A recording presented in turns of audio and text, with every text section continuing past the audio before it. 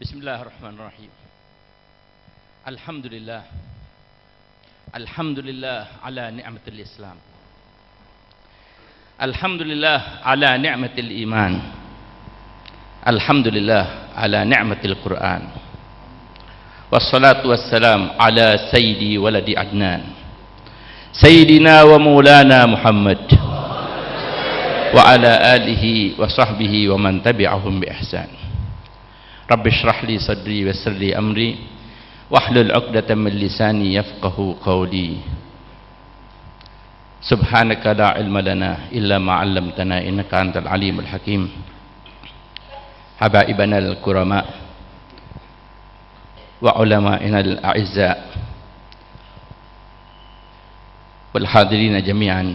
Assalamualaikum warahmatullahi wabarakatuh. Alhamdulillah, di malam-malam di mana Allah menurunkan Al-Quran kepada kita, kita dapat taufik hidayah untuk membaca Al-Quran. Alhamdulillah. Ini bukti bahwa kita bagian dari umat Muhammad SAW. Laisa minna man lam yataghanna bil Quran.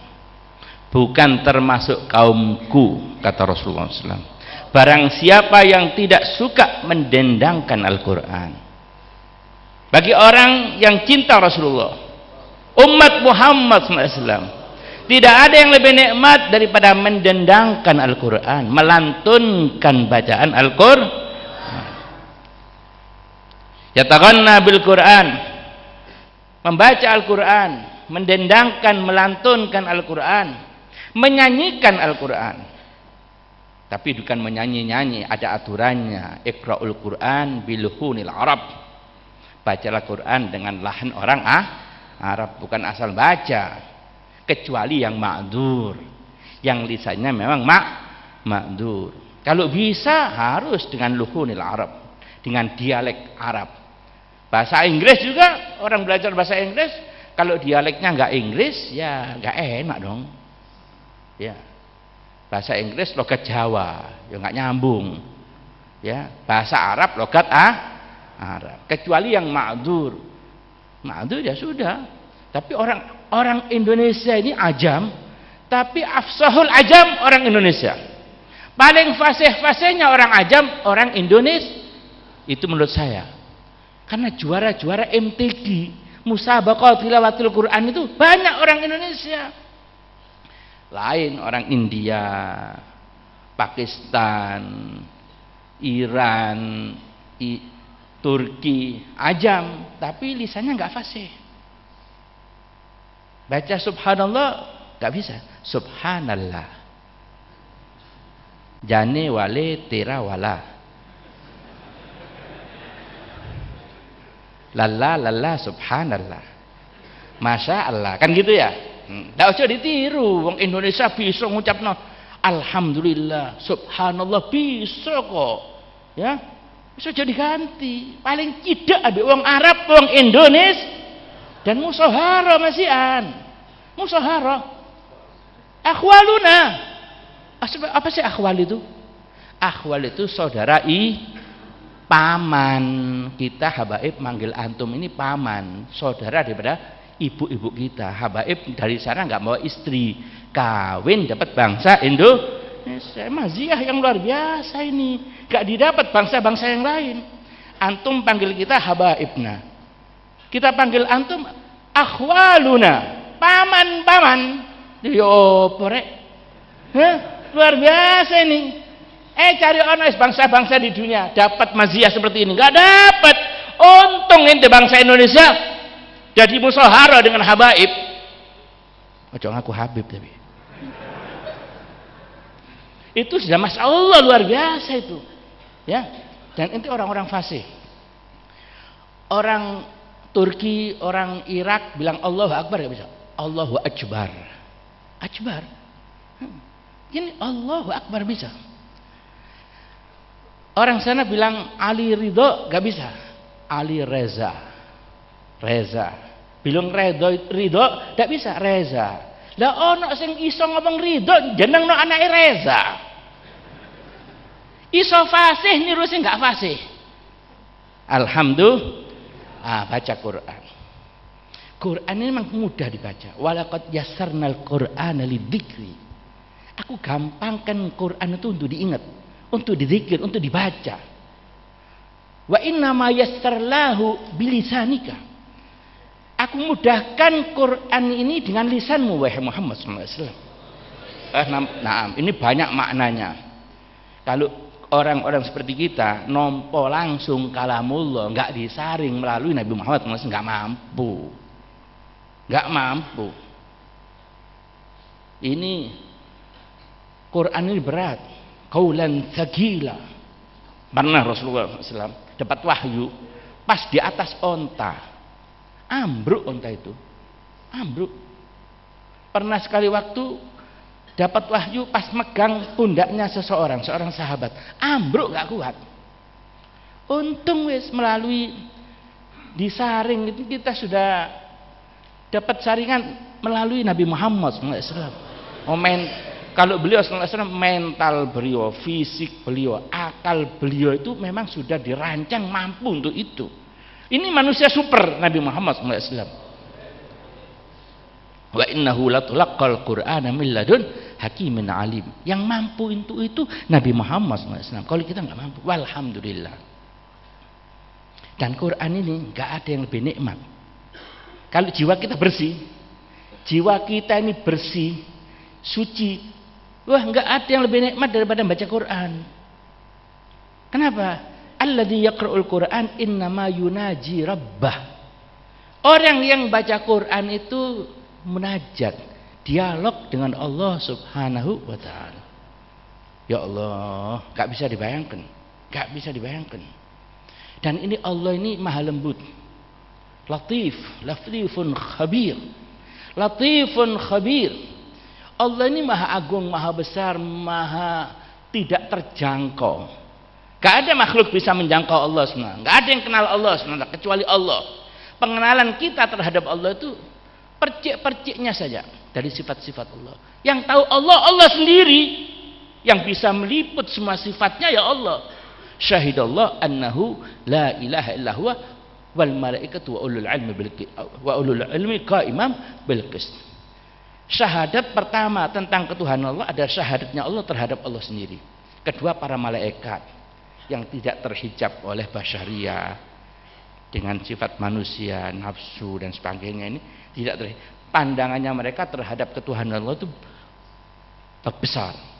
Kemudian orang-orang yang punya ilmu dengan Al-Quran, tuntunan Al-Quran, bisa ma'rifah lebih full kepada Allah Subhanahu wa ta'ala. Nah, zat yang maha agung, maha mulia, maha besar, yang tidak terjangkau ini dengan kelembutan sifatnya menjangkau kita. Kalau kita manusia melihat semut itu kecil, kita nggak bisa sudah ngomong sama semut, nggak bisa, terlalu kecil. Atau kita jadi manajer, kita atau direktur suatu perusahaan, nggak bisa bicara langsung dengan bawahan. Paling nggak ada supervisor, ada mandor, ada pengawas. Ring-ringnya itu yang kita bicara. Kita nggak bicara sama yang remeh-temeh kelas kecil-kecil itu, enggak. Karena posisi kita tinggi. Tapi subhanallah, Allah itu berkomunikasi dengan kita. Kita yang kecil, lebih kecil dari semut ini bisa berdialog langsung dengan Allah Subhanahu wa taala. Dan diajak dialog sama Allah. Setiap waktunya kita mau dialog, kita bisa dialog dengan Allah Subhanahu wa taala. Dengan membaca Al-Qur'an. Siapa yang tidak mau? Kecuali orang yang nggak paham, nggak ngerti posisi ini. Kita mau ketemu bupati aja, aduh cek senenge. Kate ngomong apa mau ketemu menteri, waduh 2 tahun terus diceritakno. Padahal ketemunya cuma 5 menit. Saya pernah bicara begini, saya sampaikan begini, padahal cuma 5 menit 10 menit ketemu nih. Jadi sejarah hidup. Apa mana ketemu presiden, waduh cek seneng, Saya sudah bicara terus, dadi dzikir terus diomongno nang wong kabeh, tahu ketemu presiden sempat berbicara. Iki duduk ketemu manusia, duduk apa-apa, presiden, menteri, kabeh duduk apa-apa. Ini Allah Subhanahu wa ta'ala. Dan nikmatnya luar biasa. Apalagi terus kita membaca Al-Qur'an dengan ditadabburi. Ma'aninya difahami dengan jiwa yang bersih, yang suci. Wah, apalagi dengan bersih suci gitu, maknanya diilhamkan Allah SWT. Luar biasa nikmatnya. Maka itu para aulianya Allah itu kalau malam ya Allah mendendangkan Al-Qur'an. Nyanyi, Pak. Duduk iwak peyek nyanyi. Gak masuk nang aulianya Allah SWT iwak peyek apa iku? Ya. Nyanyi, bicara dengan Allah Subhanahu wa ta'ala. Kemudian mendendangkan Al-Qur'an, makna juga kata Rasulullah SAW, zayyinul Qur'ana bi aswatikum. Indahkan bacaan Qur'anmu dengan suaramu. Baguskan suaramu. Paling tidak warattil Qur'ana tartila, bacalah dengan tartil. Ikhrajul huruf min makharijiha. Mengeluarkan huruf sesuai dengan makhrajnya. Kalau a ya a, kalau a ya a, kalau qaf ya qaf, kalau kaf ya kaf, kalau sa sin shin, keluarkan itu. Itu bidang tajwid. Al-akhdu bit tajwidi hatmun lazimu. Man lam yujawwidil Qur'ana asimu. Harus bagus kalamu, tuh jadi baca salah-salah, harus sesuai dengan tajwidnya. Nah, Rasulullah SAW itu suka dengan suara-suara yang merdu melantunkan Quran. Ada beberapa sahabat, ya, yang suaranya enak dan memang dipilih jadi qori. Termasuk Sayyidina Abdullah bin Mas'ud. Sayyidina Abdullah bin Mas'ud ini sahabat muda, masih anak-anak, kurus lagi, hitam kurus. Sayyidina Abdullah bin Mas'ud, tapi suaranya merdu dan alim, muda tapi alim, qari'ul Quran. Dan termasuk mukjizat. Rasulullah SAW ini kan ummi, gak bisa baca, bisa nulis. Buat manusia gak bisa baca, gak bisa menulis itu kekurangan. Tapi untuk Rasulullah itu kelebihan. Karena ini satu strategi dari Allah untuk supaya orang-orang mubtilin suka cari kebatilan, apalagi yang sekarang orang-orang sekuler, orang-orang liberal, ya, kan tidak percaya dengan wahyu. Itu bisa nyari, oh ini belajar, ini nukil dari orang, bukan wahyu. Ini orang-orang yang liberal itu tidak percaya dengan wahyu, tidak ada wahyu itu, ya. Maka itu dikatakan Islam itu ideologi, bukan agama. Dibilang ideologi, tahu ideologi? Apa bedanya ideologi dengan agama? Ideologi itu ide, buah pemikiran. Nabi Muhammad itu tidak dapat wahyu. Ya, kalau falsafah Pancasila itu ideologi, itu karya otak manusia. Ya, tapi agama ini, Quran ini wahyu dari Allah, bukan karangan Nabi Muhammad SAW. Cuma kadang umat Islam melok-melokan, dibilang ideologi Islam, bukan ideologi. Din ini agama. Kalau yang lain ideologi. Paham ya? Ini Nabi Muhammad SAW ini nggak bisa baca, nggak bisa tulis, dan ini strategi. Dikatakan, wa ma kunta tatlu min qablihi min kitabin wala takhutuhu biyaminika idzal tabal mubtilun. Kamu sebelumnya belum pernah menulis dengan tanganmu dan belum pernah membaca kitab. Sekiranya kamu pernah membaca kitab dan pernah menulis, orang-orang yang suka mencari kebatilan itu punya jalan untuk meragukan kamu. Berarti ini dari gurunya atau nukil dari orang. Tapi karena Nabi Muhammad SAW tidak pernah diketahui pernah belajar dengan makhluk, ya, tidak pernah menulis, siapa bisa membantah kalau ini memang wahyu daripada Allah Subhanahu wa ta'ala. Dan Rasulullah SAW, ya, orang mengatakan kalau Nabi Muhammad hafal Quran, menyampaikan Quran itu karena beliau abqari, orang jenius. Mereka menghindar untuk mengakui Nabi Muhammad itu nabi, dapat wahyu dari Allah Subhanahu wa ta'ala. Nabi Muhammad bukan jenius, memang sekali diwahyukan langsung ingat Nabi Muhammad SAW. Jangan lagi Nabi Muhammad. Nabi Muhammad SAW ini ummi, tidak bisa baca, tidak bisa menulis. Dan yang luar biasa juga, bangsa Arab waktu itu ummiyun. Rata-rata tidak bisa baca, tidak boleh menulis. Waktu Quran turun, kutabul wahyu itu 11 orang. Ada riwayat 7 orang. Penulis-penulis wahyu. Apalagi juga wasailillah kitabah waktu itu. Alat untuk menulis nggak semudah sekarang. Ditulis di pelepah korma, ditulis di kulit-kulit onta. Ya. Tapi ini strategi Allah. Risalah yang sifatnya universal untuk seluruh umat manusia. Risalah yang terakhir untuk semua zaman. Diamanatkan oleh Allah kepada orang yang tidak bisa membaca, tidak bisa menulis. Dan suatu bangsa yang tidak bisa membaca, tidak bisa menulis. Tapi perlu diketahui ya, kalau bangsa Arab waktu itu tidak bisa membaca, tidak menulis, di seluruh belahan dunia yang lain juga podo hampir sama, termasuk di Indonesia apa itu masih hampir zaman batu, masih hampir sama. Tapi luar biasa, di sana ada kekaisaran Romawi, Persia, relatif masih ada lah ya, menulis dan sebagainya. Tapi diamanatkan oleh Allah kepada Nabi Muhammad SAW dari bangsa Arab tidak bisa menjawab. Dan masyarakatnya ummiyun, walladzi ba'atsa fil ummiyina rasula. Mereka semua nyaris tidak bisa menjawab. Suatu langkah yang spekulatif. Spekulasi. Bagaimana risalah diamanatkan pada mereka?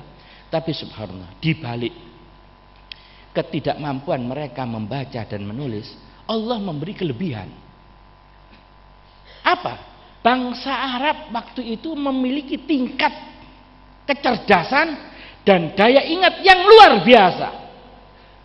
Bahkan yang menjadi kebanggaan mereka adalah sastra. Gimana ini? Ini gak masuk logika. Tidak bisa membaca, tidak menulis-nulis, tapi yang menjadi kebanggaannya adalah sastra. Ketokohan seseorang dinilai bagaimana dia mengubah sastra. Kalau dia pandai mengubah sastra, ya, dengan susunan kata-katanya dan kandungan isinya, keilmuannya, ungkapannya bagus, berarti ketokohannya tinggi. Kalau tidak, bukan tokoh dia. Bahkan itu digubah harus secara irtijal, spontanitas. Kalau ada orang mengubah sastra, diketahui dia bisa menulis, gak dapat nilai, karena dianggap dia nukil dari orang. Jadi ini murni dari suatu jiwa yang memang pure, masih bersih, gak kecampuran apa-apa. Bahkan sastrawan-sastrawan akhir itu banyak belajar dari sastra-sastra jahiliyah. Ada namanya al-mu'allaqat. Al-mu'allaqat itu sastra-sastra yang digantung di Ka'bah. Jadi bangsa Arab itu ada pasar-pasar tertentu lomba sastra. Nanti yang menang sastra itu digantung di Ka'bah sebagai penghormatan. Ada 7 atau 10 yang dipilih oleh para ulama, itu termasuk al-mu'allaqat. Itu jadi rujukan para sastrawan belakangan-belakang. Jadi kalau mau mengubah sastra, belajar dari sastra jahiliyah dulu. Dan diakui Rasulullah SAW. Ada seorang di zaman itu namanya Labid. Labid itu sastrawan. Tapi waktu itu di musim jahiliyah Mesian, ya eranya dekat dengan Rasulullah SAW. Asdaqu ma qalahu syair qaulul Labid. Satu ucapan yang pernah terbagus, yang paling benar yang pernah diucapkan oleh penyair adalah apa yang diungkapkan oleh Labid. Diakui Rasulullah SAW karya sastra mereka. Dan di isi karya sastra itu memang masih ada sisa daripada ajaran Nabi Ibrahim alaihissalam, ajaran tauhid. Bangsa Arab waktu itu kenal Allah, dan garis keturunan Rasulullah SAW itu semua muwahhidin, orang-orang bertauhid semua. Ya, itu datangnya syirik, ada berhala sebagainya di sekitar Ka'bah itu waktu datang kaum Auza'i setelah Kinanah ya Quraisy. Kemudian ada orang-orang Khuzai itu bawa tamathil, bawa arca-arca ditaruh sekitar Ka'bah. Mulailah itu ada campuran syirik dan sebagainya. Tapi garis keturunan Rasulullah itu ke atas itu semua muwahhidin. Wa taqallubaka fis sajidin. Bergelimpanganmu wahai Muhammad di antara orang-orang yang sujud. Kata Sayyidina Abdullah bin Abbas, bergelimpanganmu di antara orang-orang sujud min aslabit tahirah ilal arhamiz zakiyatit tahirah. Dari sulbi yang suci masuk ke rahim-rahim yang suci. Itu Rasulullah SAW begitu garis keturunannya. Kharajtu min nikah walam akhruj min sifahin qat. Saya keluar dari pernikahan dan tidak pernah keluar dari sifah, dari perzinaan sama sekali, kata Rasulullah SAW. Itu garis keturunan Rasulullah SAW.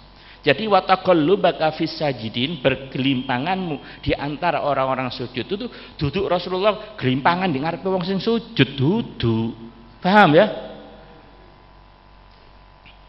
Arek cilik lah orang sujud gelimpangan arek cilik. Rasulullah dari sulbi. Masya Allah. Kembali lagi. Apa yang dikatakan oleh Labid?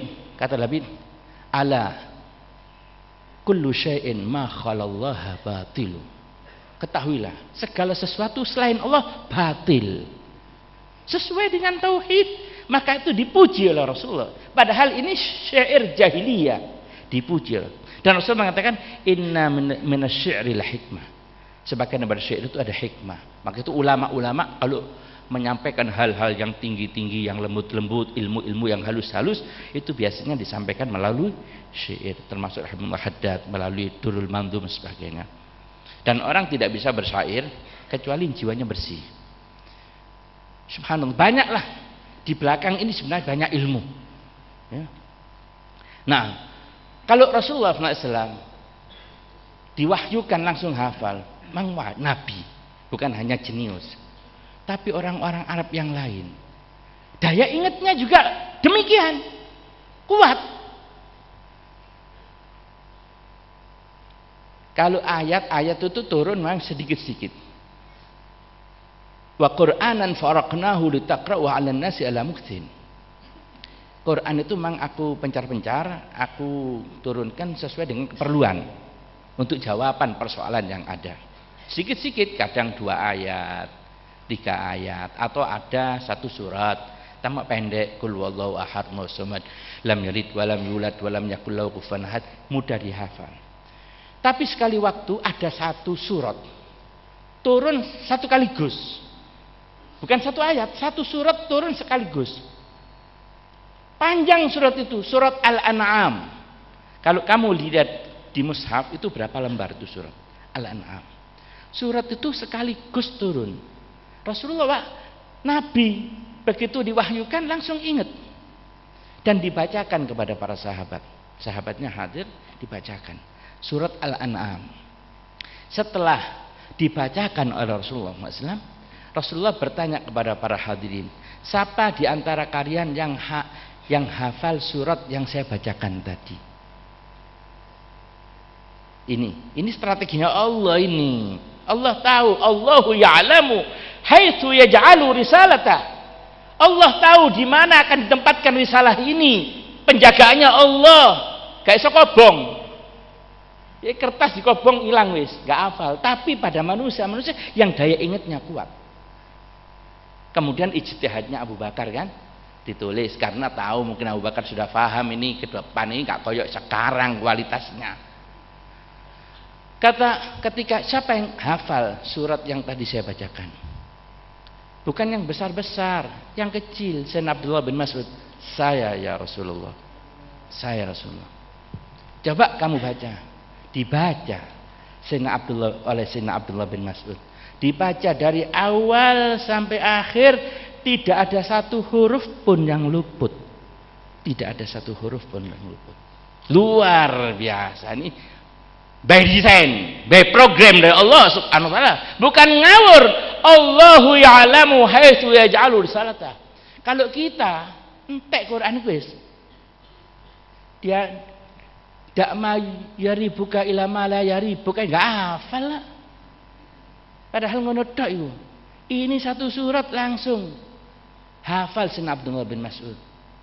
Maka dikatakan bal huwa ayatun bayyinatun fi suduril ladina utul ilm. Tapi ini ayat bayyinat fi suduril ladina utul, yang memang ada di dada-dada orang berilmu, orang-orang tertentu dikasih ilmu oleh Allah dan hafal. Bukan hanya hafal ayat bayyinat itu yang bisa menjelaskan setiap waktu. Fi suduril ladina utul. Ulama-ulama itu bukan cuma hafal. Pemahamannya tentang makna ma'ani Al-Quran tatajaddad, baru terus. Persoalan berkembang, zaman berkembang, jawaban ada saja dari para ulama. Tidak habis itu Quran untuk dieksplorasi, untuk digali.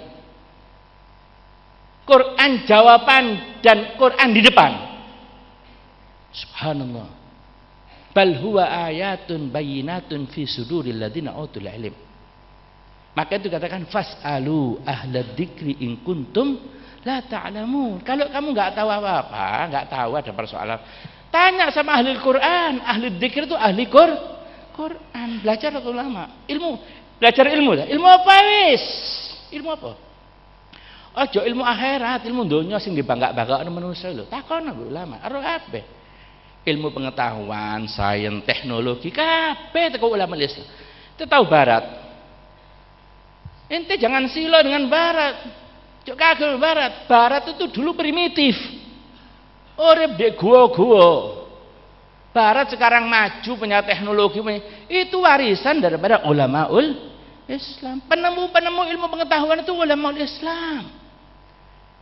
Ilmu kedokteran, ilmu kimia, ilmu matematika, kabeh itu ulamaul Islam yang menemukan. Umat Islam waktu itu menguasai barat lebih kurang 800 tahun. Tapi bukan untuk misi penjajahan. Karena Islam nggak ngajarkan penjajahan, pendoliman, nggak ada. Kalau barat datang ke dunia Islam menjajah, merampok, iya. Islam enggak, memberi kontribusi kemajuan kepada umat manusia. Umat Islam ya wajib sudah memberi kontribusi kepada umat manusia, nggak apa-apa. Mereka diajak ke Islam, nggak mau ya nggak apa-apa. Apa yang bisa kita perbuat untuk mereka selama mereka tidak memusuhi kita tidak musuh mereka. Kita perang sama mereka kalau kita diperangi, kalau kita dibunuhi, kan gitu. Kalau mereka sama kita saling mau menghargai, yes, oke, lakum dinukum waliyadin. Itu Masya Allah. Saya mau cerita satu. Ya. Kok nindek ke Habib Taufik. Soalnya waktu Habib ya. Raya sudah 2 jam lagi. Ente punya Quran. Wala tahinu wala tahzanu wa antumul a'laun. Jangan merasa rendah, jangan minder. Kamu adalah umat yang unggul. Karena kamu beriman kepada Allah Subhanahu. Kamu punya Al-Quran. Orang-orang barat loncat daripada agama mereka. Sekarang fakta ini, gereja-gereja di Eropa, di Amerika nggak payu, Pak. Saya bukan sentimen agama, tapi fakta. Ditinggal oleh penghuninya. Nggak ada orang masuk gereja sekarang ini. Bahkan banyak dibeli oleh orang-orang Islam menjadikan masjid. Apalagi ini hikmah besar. Dengan datangnya pengungsi-pengungsi dari Suriah, dari Libya, dari Yaman. Eropa itu wis mari ngene entenono wis. Ana ngomong kan, tidak lebih 20 tahun lagi Eropa, Amerika mayoritas Islam. Amin. Mudah-mudahan ente panjang umur, ente menangi insyaallah. Termasuk anak juga saya menangi insyaallah, panjang umur. Mengaku saya 6 kok. Saya wolulas aku ki. Mas anak putih ini loh, tidak anak putih ini. Habib Taufik saya anak.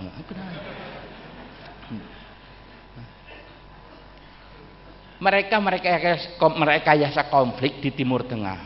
Mau supaya hasad dan minda muslim, hasud dari orang-orang kafir. Mereka ingin Islam, umat Islam hancur berantakan. Islam nggak berkembang, nggak bisa. Islam ini yang punya Allah. Allah yang akan mengembangkan agama ini.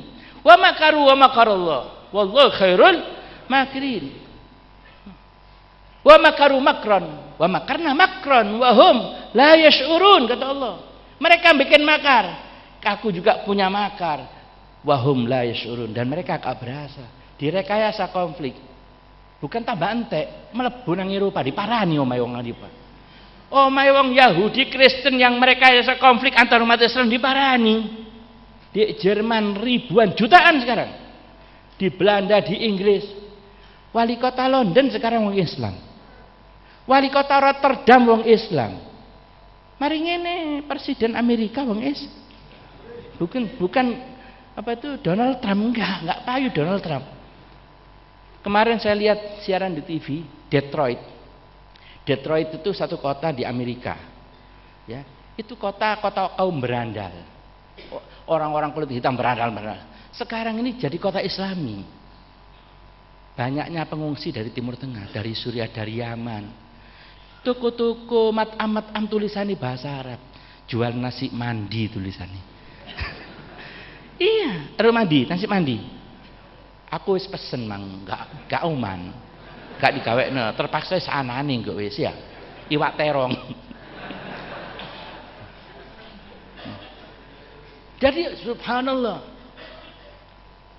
Jadi ini nanti Masya Allah, mudah-mudahan kita nututi insya Allah.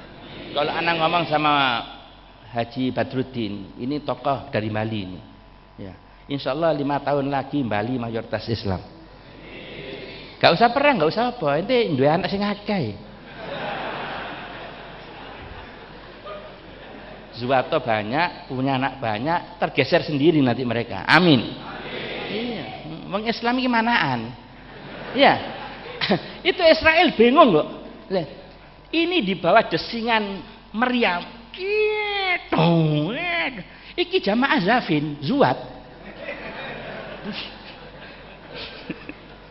Barusan ini perang kan? Perang 54 hari. Ya. Yang mati 1.500 orang dari orang Islam. Ya. Sing lahir 3.400. Maka itu gak usah perang wis, getil Yahud ini wis. Zuwat ini kan getil Yahud. Ya, dengan begitu banyak sendiri populasinya orang Islam maju, orang-orang kafir entek karpe dewe. Orang kafir karena gaya hidupnya yang liberal, maaf, bebas, wis kadung lanang biasa ketok wedok ketok lanang, banyak yang impoten. Lemah syahwat. Apa mana vegetarian. Gak gelem mangan daging, ya tambah lemes. Lawang Islam kon mangan daging, kon zuat, tazawwaju tanasalu takduru. Ajaran ini ngomong ngono. Wong kafir wis impoten, nganggep kawinku karena Tuhannya katanya nggak kawin. Tuhan kok kongkon kawin sih?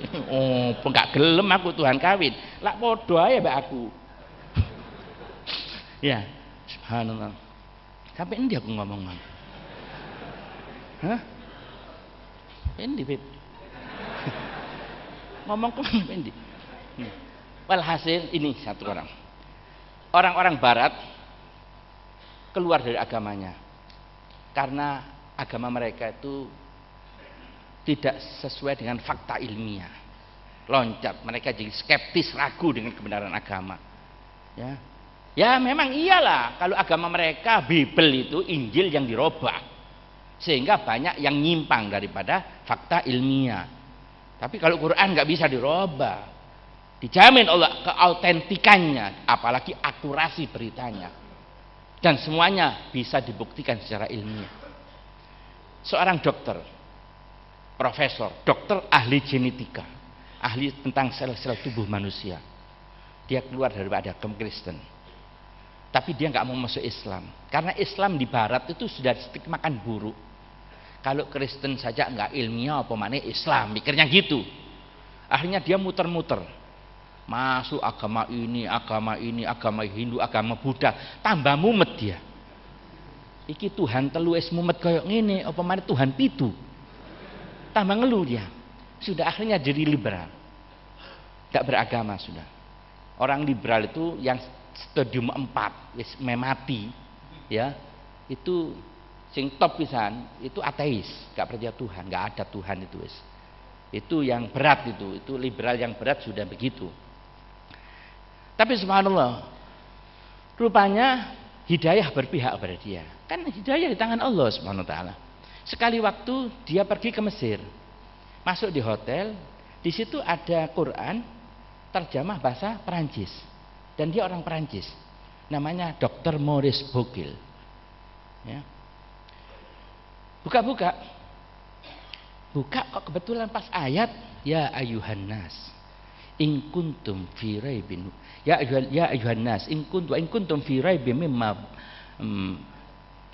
wa in kuntum fi raibin minal ba'tsi fa inna khalaqnakum min turabin thumma min nutfatin thumma min 'alaqatin thumma min mudghatin mukhallaqatin wa ghairi mukhallaqatin linubayyinakum wa nuqirru fil arham ma nasha ila ajalin musamma thumma nukhrijukum tiflan thumma litabluwa ashuddakum wa minkum may yutawaffa wa minkum may yuraddu ila ardhil umri likay la ya'lama ba'da 'ilmin syai'a wa taral ardu hamidatan fa idza anzalna 'alaiha al-ma'a ihtazzat wa rabat wa ambatat min kulli zawjin bahij dalika bi anallahu wal haqq wa annahu yuhyil mauta wa annahu ala kulli syai'in qadir wa anna sa'ata atiyatun la riba fiha wa annallaha yab'atsu man fil qubur. Baca ayat ini ya, wahai manusia, kalau kamu ragu setelah mati nanti kamu akan dibangkitkan, dihidupkan lagi oleh Allah, ketahuilah dulu kamu itu dibikin dari tanah, kemudian proses berikutnya dari setetes mani menjadi segumpal darah, menjadi segumpal daging. Mungkin jadi, mungkin enggak jadi. Kemudian kamu disimpan di rahim untuk beberapa waktu. Bisa sampai 9 bulan. Summa nukhrijukum tiflan. Kemudian aku keluarkan kamu sebagai bayi, keluar. Ono irungi, ono kupingi, ono tangani, keluar. Summa litablu asyuddakum. Kemudian kamu menjadi kuat. Wa minkum may yutawaffa. Di antara kamu ada yang diambil, meninggal. Wa minkum may yuraddu ila ardhil umur. Di antara kamu bisa nyampe kepada ardhil umur, umur yang paling buruk, yaitu usia pikun, likai la ya'lama ba'da ilmin syai'a, supaya kamu enggak ingat apa yang tadi kamu ingat. Kemudian wa taral ardh, kamu lihat bumi yang tandus, hamidatan fa idza anzalna 'alaiha al-ma'a tazzat wa rabat. Bumi yang tandus aku turunkan hujan, tiba-tiba cukul metu kabeh, urip kabeh, suket keluar semuanya. Kok bisa metu teko lemah, kok iso urip cukul? Dzalika bi anallahu wal haq. Itu bukti bahwa Allah itu benar. Wa annahu yuhyil mauta, dan Allah bisa menghidupkan yang sudah mati. Kan wis ketok rumput moro-moro metu teko lemah. Wit-witan apa, jeruk, klengkeng, apel, duren metu teko lemah lho, ketok kan metu teko lemah. Inti kok bakal cukul teko lemah. Inti bakal cukul. Padha wit-witan iku cukul maneh. Sing gak percaya ya mbus kampleng ae. Wong wis ketok nyoto kaya hakul yakin iki. Gak perlu teori-teorian, wis ketok moto, gak percaya iki lho deloken. Lha ya apa? Wa annal dzalika bi anna Allah yuhyil mauta wa annahu ala kulli syai'in qadir. Wa anna sa'ata atiyatun la riba fiha wa anna Allah yab'atsu dzubur. Dan kiamat pasti terjadi. Sekarang enak kita hidup ini. Bumi tenang, 24 jam berputar. Mari ngene-ngene Pak. Oh, tawur iki. Allah bisa menciptakan tenang gini, tapi Allah bisa bikinkan kacau. Al-Qari'ah, mal Qari'ah, wa ma adraka mal Qari'ah. Yauma yakunun nas kal farasin mabthuth wa takunul jibal kal ainil manfush. Itu nanti gunung-gunung meledak kabeh, Pak. Meledak itu. Jangan enakan deh. Meledak kabeh kono. Bumi idza zulzilatil ardu zilzalaha. Goncang. Rajwang ini. Apa iki? Hati-hati. Fataron nasa sukaro mahum bisukaro walakinna azaballahi syadid. Kamu lihat manusia waktu itu pada mabuk, tapi mereka gak mabuk, tapi siksa Allah waktu itu sangat keras. Kayak mabuk, manusia kok laran, wah nang kono. Pecetatan Pak manusia itu Pak. Itu nanti akan terjadi itu kiamat itu. Gak percaya ta? Delok nis, engko ya ana apa erupsi di Bromo nyang kono sampean. Deloken dhewe gak percaya nyemplungo di kono. Kira panas iku. Itu nanti wa akhrajatil ardu asqalaha, bukan cuma kayak Bromo. Ini bumi meledak, magma mengangah itu nanti akan menyembur ke atas. Duduk kayak lumpur lapindo. Itu cuma satu sel saja keluar itu. Nanti keluar banyak itu. Akhrajatil ardu asqalaha. Nah, itu akan terjadi. Nah, saya akan bahas. Itu sudah bukti kalau kita nanti akan hidup lagi setengah mati. Ini dokter gemeter. Dia ahli di bidang itu. Kaget dia. Kok tahu ini dari mana ini? Nah, Muhammad SAW bicara ini waktu itu belum ada ilmu pengetahuan, belum ada teknologi, belum ada USG. Tapi proses kejadian janin dalam perut sudah diterangkan oleh Allah SWT dalam kitabnya Al-Quran. Apalagi ada tafsirnya, ya yujma'u khalqu ahadukum fi batni ummihi arba'ina yawman nutfatan thumma yakunu 'alaqatan mithla dhalik thumma yakunu mudghatan mithla dhalik fayunfakhu fihi ruh wa yursalul malak fayanfukhu fihi ruh. Kamu dibentuk 40 hari pertama sperma, 40 hari berikutnya segumpal darah, 40 hari berikutnya segumpal daging, kemudian diutus malaikat, kemudian ada kehidupan, ada roh. Tafsirnya kan jelas, lengkap itu. Gemeter dokter ini, pulang ke Perancis bikin seminar, diundang semua para ilmuwan, diterangkan. Benar enggak ini paparan? Ya benar. Ini saya temukan dari kitab yang dibawa Muhammad. Allahumma shalli alaihi wasallam. Saya mau tanya, kalau ini benar, dari mana Muhammad SAW terima ini? Siapa yang ngasih tahu Muhammad SAW? Di situ sportivitas mereka diuji. Wa innahum la yukadzibunaka walakinna adh-dhalimina biayatillahi yajhadun. Allah sudah mengatakan mereka enggak mendustakan kamu wahai Muhammad. Arroy awakmu jujur. Cuma orang-orang dolim itu nggak mau menerima Allah sebagai Tuhan, mau ngatur awake dhewe, nggak gelem dipimpin Allah Subhanahu, nggak mau tunduk sama Allah, mau mempertuhankan diri sendiri. Nabi Muhammad jujur, wa innahum la yukadzibunaka walakinna adh-dhalimina bi ayatillahi yajhadun. Lah ya apa Nabi Muhammad SAW diusir dari Mekah ke Madinah? Orangnya diusir, barangnya dititipno wong sing diusir. Ya apa sih? Fakta kan? Di zaman itu dapat gelar Al-Amin, manusia paling jujur. Yang ngasih gelar ya musuh-musuh nih. Masya Allah. Baiklah katanya. Kalau kamu semua tidak mau mengatakan, tidak mau menjawab siapa yang mengajari Muhammad SAW, baiklah biar saya menjawab. Yang mengajari Muhammad SAW adalah Tuhannya Allah Subhanahu wa Ta'ala. Dan saksikanlah, asyhadu an la ilaha illallah wa asyhadu anna Muhammadan Rasulullah. Saksikan, saya bersaksi tidak ada Tuhan selain Allah, dan bersaksi bahwa Muhammad SAW adalah utusan Allah. Hidayah, alhamdulillah. Mudah-mudahan kita dapat hidayah. Kita baca Quran, kita senang berbicara dialog dengan Allah, terutama di waktu-waktu malam, dan mudah-mudahan kita diilhami ilmu-ilmu Allah Taala sehingga keyakinan kita insya Allah seperti ru'ya lain.